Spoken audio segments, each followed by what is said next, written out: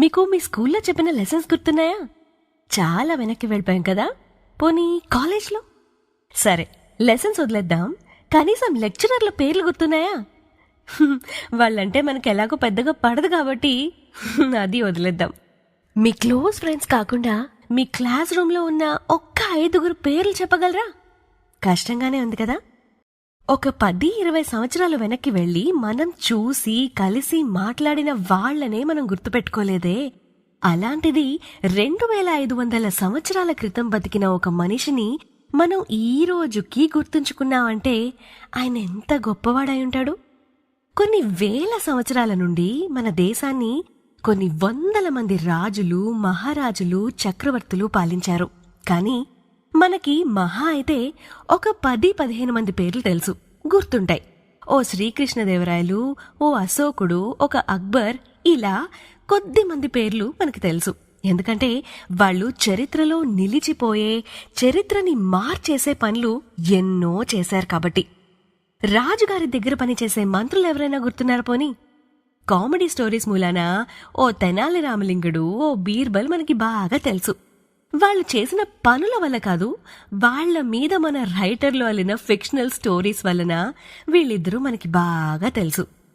కానీ మహారాజు కాని ఒక మనిషిని అతను చేసిన పనుల వల్ల, చెప్పిన మాటల వల్ల, రాసిన పుస్తకాల వల్ల మనం ఈ రోజుకి గుర్తు పెట్టుకుని గౌరవిస్తున్నామంటే ఆయన ఎంత గొప్పవాడై ఉండాలి. భారతదేశ మూలాల్ని, పరిపాలనా వ్యవస్థని, ఆర్థిక రూపురేఖల్ని ఒంటి చేత్తో రాసి డిజైన్ చేసిన ఆ మహా మేధావి చాణక్య. ధననంద అని 4వ శతాబ్దంలో ఒక క్రూరమైన రాజుండేవాడు.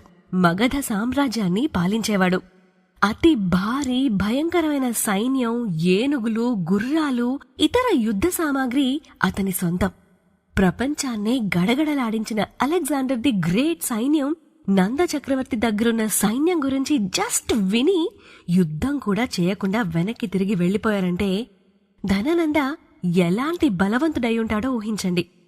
అలాంటి ధననందని ఒక మారుమూల గ్రామంలో పుట్టి పెరిగిన 19 ఏళ్ల చంద్రగుప్త ఓడించడమే కాదు, నంద సామ్రాజ్యాన్ని కూల్చేసి మౌర్య సామ్రాజ్యాన్ని స్థాపించాడంటే దాని వెనక ఎంత ప్లానింగ్, ఎంత హార్డ్ వర్క్, ఎంత శౌర్య పరాక్రమాలు కలిగిన సైన్యం ఉండుండాలి. మరి ఆ చంద్రగుప్తని అలా తయారు చేసింది, ఆ ప్లాన్లు వేసింది ఎవరు? ఇంకెవరు? మన హీరో చాణక్యనే. చంద్రగుప్త స్థాపించిన ఆ మౌర్య సామ్రాజ్యం భారతదేశంలో ఉన్న చిన్న చిన్న రాజ్యాలన్నీ కలిసి ఒక అతి పెద్ద సామ్రాజ్యంగా మారిన మొట్టమొదటి సామ్రాజ్యం. ఇప్పుడున్న భారతదేశంకి ఆల్మోస్ట్ 90% ప్లస్. అటువైపు ఆఫ్ఘనిస్తాన్ దాకా చంద్రగుప్త మౌర్యనే సింగిల్ గా రూల్ చేశాడు. అంత విశాలమైన సామ్రాజ్యం ఉన్నా ఎవ్వరూ ఆ రాజ్యంలోకి ప్రవేశించలేదు, ఆయన్ని ఓడించలేదు. అలాంటి చంద్రగుప్తుడి మనవుడే Samrat Ashoka, the greatest king ever ruled India. చంద్రగుప్తుడు అంత గొప్పగా అజేయంగా రూల్ చేయడంలో మెయిన్ రోల్ ఎవరిది? ఇంకెవరిది? మన చాణక్య గారిదే. 2500 సంవత్సరాల తర్వాత కూడా ఇప్పటికీ ఒక ప్లానింగ్ కి, తెలివితేటలకి, స్ట్రాటజీకి మారుపేరుగా చాణక్యనే వాడుతున్నామంటే ఎలాంటి ఇంపాక్ట్ క్రియేట్ చేసి ఉండాలి ఆ మనిషి. అలాంటి చాణక్య 2 పుస్తకాలు రాశారు, అర్థశాస్త్ర అండ్ చాణక్య నీతి. చాణక్య నీతి పుస్తకం అసలు ఒక మనిషి సంఘంలో ఎలా ఉండాలి, తెలివిగా ఎలా బతకాలి, అతని బాధ్యతలు, అతని ప్రవర్తన, ఆలోచన విధానం ఇవన్నీ ఎలా ఉండాలో చెప్తుంది. అంతా బానే ఉంది, కానీ ఎప్పుడో 2000 సంవత్సరాల క్రితం చెప్పినవి ఇప్పుడు ఎలా అప్లికబుల్ అనిపిస్తాయి? ప్రాక్టికల్లీ అసలు ఇది పాసిబులేనా అని మీకు అనుమానం రావడం సహజం. నాకు వచ్చింది. మీకు చెప్పే ముందు నేను కూడా ఒకసారి చదువుకోవాలి కదా.